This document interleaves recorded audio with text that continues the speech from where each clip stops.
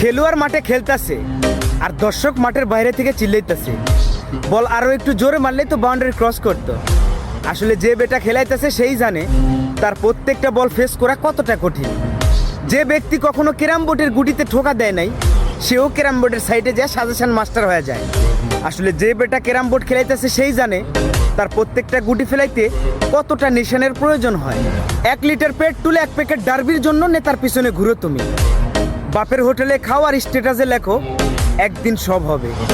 একবার মাঠে নাইমে দেখো ভাই, বাস্তব জীবন এতটাও সহজ নয়, বাস্তব জীবন অনেক কঠিন।